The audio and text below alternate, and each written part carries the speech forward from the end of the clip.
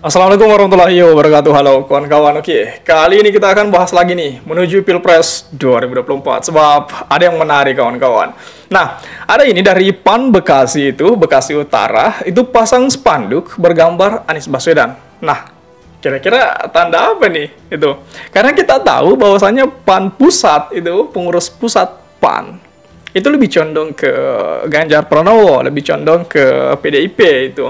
Bakalan ya kemungkinan besarnya gabung ke PDIP.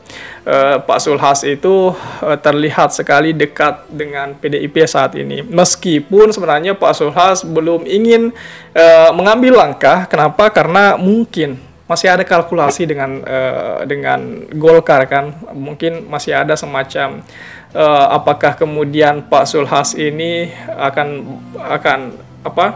masih akan bertandem dengan Golkar atau seperti apa. Ya mungkin masih ada ikatan spesial antara Golkar dengan PAN itu. Jadi mungkin bisa jadi juga Golkar dengan PAN ini bakalan jalan beriringan. Ya dimana mereka saling bergandengan untuk berlabuh ke koalisi-koalisi yang tujuannya itu. Tetapi meski demikian, ini PAN ya. Meski demikian, PAN pusat ya sejatinya ingin atau menunggu telunjuk Pak Jokowi. Pak Zulhas ini kan lagi nunggu telunjuknya Pak Jokowi itu kan. Ya di mana telunjuk Pak Jokowi berada, ya disitulah Pak Zulhas bakalan berlabuh itu. Meski demikian, kelihatan sekali bahwasanya arus bawahnya PAN itu menginginkan Pak Anies Baswedan. Arus bawah hampir semua partai politik arus bawahnya itu menginginkan Pak Anies itu. Kemarin P3 itu arus bawahnya ada sama Pak Anies. PAN lagi betul-betul. PAN ini sekali lagi ada bukti ini. Kemudian Golkar pun demikian itu. Kemarin ada semacam kader-kader mereka itu kader-kader PAN, Golkar, P3 itu sudah mendeklarasikan untuk mendukung Pak Anies Baswedan itu. Nah, kali ini ada PAN Bekasi yang tidak main-main, Bekasi Utara maksudnya, yang tidak main-main langsung pasang spanduk nih bergambar Pak Anies Baswedan, bahkan di samping fotonya itu.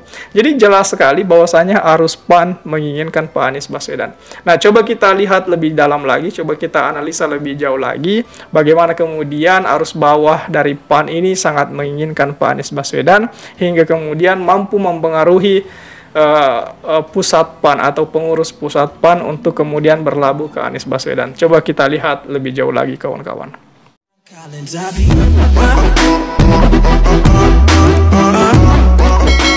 Partai Amanat Nasional, yakni PAN itu sampai saat ini bukan bagian dari koalisi perubahan untuk persatuan itu yang mengusung Pak Anies Baswedan sebagai bakal calon presiden. Namun kader partai berlambang matahari putih itu dengan latar belakang segi empat berwarna biru tersebut itu berada di sejumlah daerah. Tampaknya menunjukkan sikap untuk mendukung mantan gubernur DKI Jakarta itu. Misalnya, DPC PAN Bekasi Utara nih, Kota Bekasi, Jawa Barat.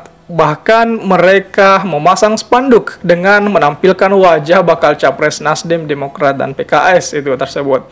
Seperti terlihat terpampang di Jalan Kiai Haji Muchtar Tabrani, Kampung Nangka, Kelurahan Perwira, itu Kecamatan Bekasi Utara.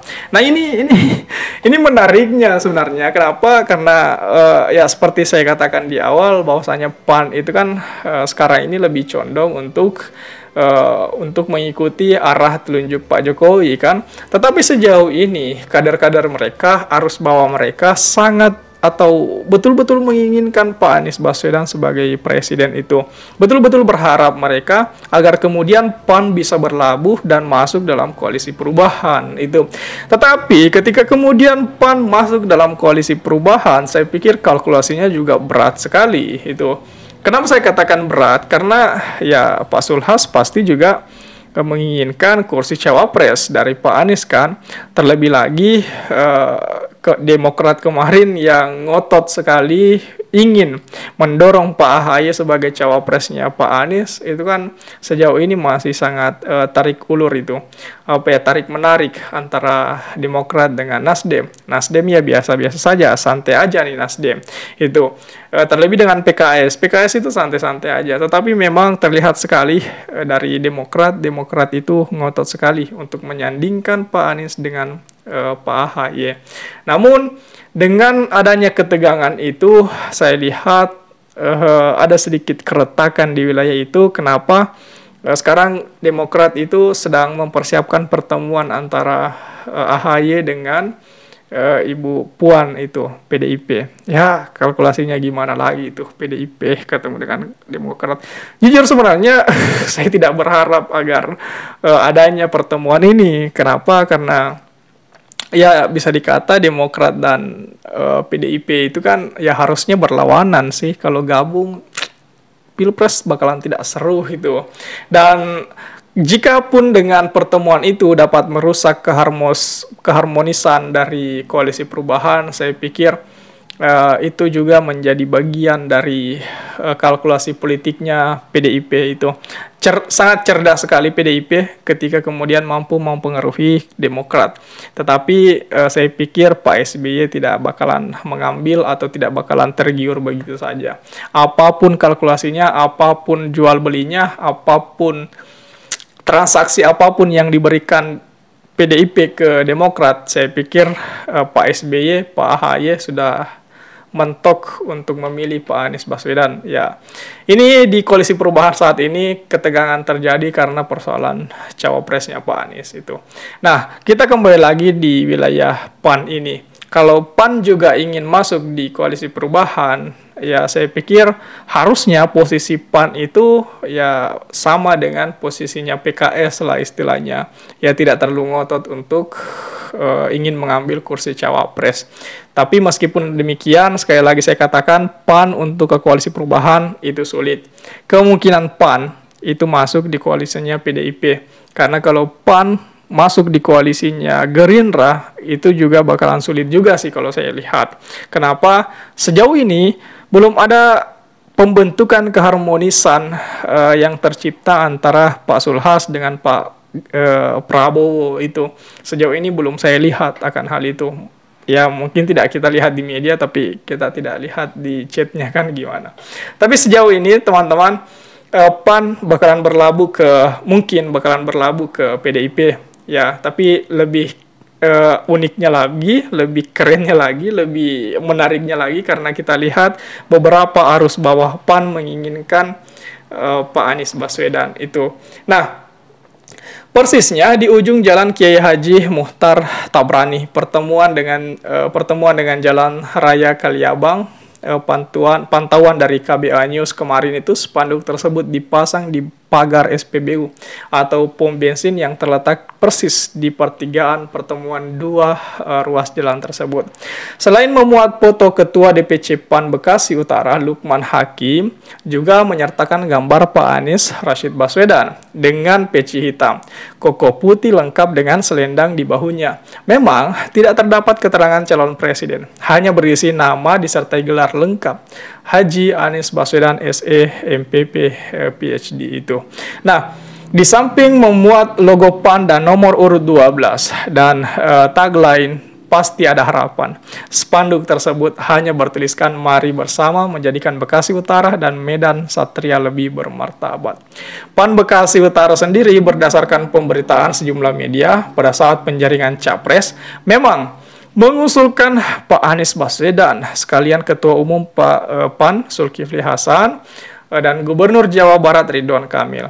Dan pada saat Rakernas DPP PAN Agustus 2022 lalu, Pak Anies menjadi salah satu dari 9 nama yang direkomendasikan untuk diusung sebagai capres.